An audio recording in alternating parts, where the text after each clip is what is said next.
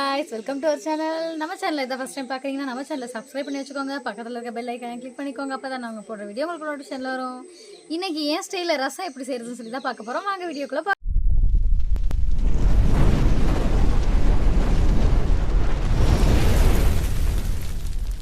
நம்ம ஸ்டைலில் ஈஸியான ரசம் ரெசிபி எப்படி செய்யலாம்னு சொல்லி பார்க்கலாம். தேவையான அளவுக்கு பூண்டு தோலோடு தான் எடுத்துக்கணும். 2 டேபிள் ஸ்பூன் குருமிளகு, 1 வரமிளகா, இஞ்சி, 1 டேபிள் ஸ்பூன் சீரகம், ஒரு மீடியம் சைஸ் வெங்காயம் பாதியாக நம்ம சாப் பண்ணி வச்சுக்கிறது. பின்ன ஒரு நல்லா புளி இருந்தால் 1 தக்காளி, புளி இல்லைன்னா 2 தக்காளி ஆட் பண்ணிக்கலாம். லெமன் சைஸ் புளி ஆட் பண்ணியிருக்கோம்ல, அதை எடுத்துக்கலாம். அதை எடுத்து கொஞ்சமாக தண்ணி ஊற்றி அதை ஊற வச்சுக்கலாம்.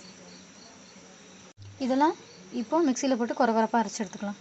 ரசம் தாளிக்க தேவையான பொருட்கள்: கொஞ்சமாக கருவேப்பிலை, 2 வரமிளகா, ஒரு மீடியம் சைஸ் வெங்காயத்தோட பாதி வெங்காயம் சின்ன சின்னதாக குட்டி குட்டியாக ஸ்லைஸ் பண்ணியிருக்கோம். நீங்களும் இந்த மாதிரி ஸ்லைஸ் பண்ணிக்கோங்க. ரசம் வைக்க தேவையான ஒரு அடிகனமான பாத்திரம் எடுத்துக்கலாம். பாத்திரத்தை அடுப்பில் வச்சு நல்லா சூடாக்கிக்கலாம். பாத்திரம் சூடானோடனே நமக்கு தேவையான அளவு எண்ணெய் ஊற்றிக்கலாம். எண்ணெய் கொஞ்சம் கம்மியாகவே ஊற்றிக்கலாம்.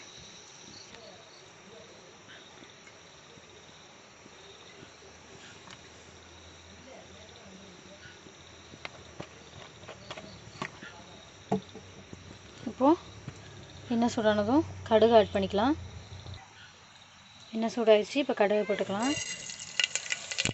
கடுகு பொரியும் போது இப்போது பட்டை மிளகாய் ஆட் பண்ணி கொஞ்சம் பிளாக் கலராக வர வரைக்கும் வதக்கலாம். இப்போது கலர் சேஞ்ச் ஆகிடுச்சு. இப்போது கருவேப்பிலையும் வெங்காயம் போட்டுக்கலாம்.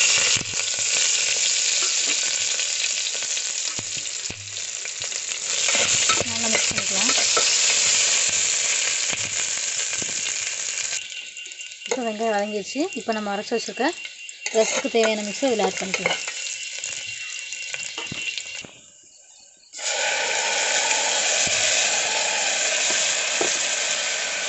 இது நல்லா மிக்ஸ் பண்ணி பச்சை வாசனை போகிற வரைக்கும் நல்லா வதக்கலாம்.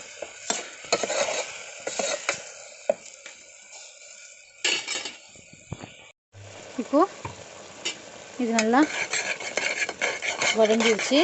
இப்போ நம்ம ஊற வச்சுருக்க புளி தண்ணியை இதில் ஆட் பண்ணிக்கலாம்.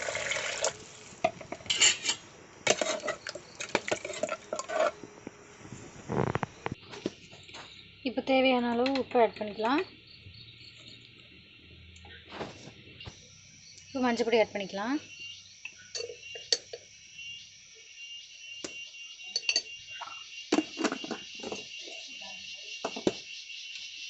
இப்போது நம்மளுக்கு எத்தனை பேத்துக்கு தேவையான அளவு ரசம் வேணுமோ ஸோ அதுக்கு தகுந்த மாதிரி நம்ம தண்ணி ஆட் பண்ணிக்கலாம்.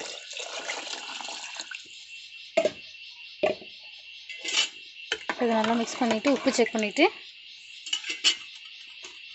இப்போது இதை கொதிக்க விட்டுறலாம். இப்போ கொதி வர ஸ்டார்ட் ஆயிடுச்சு. ஸோ இந்த டைமில் நம்ம இறக்கிடலாம்.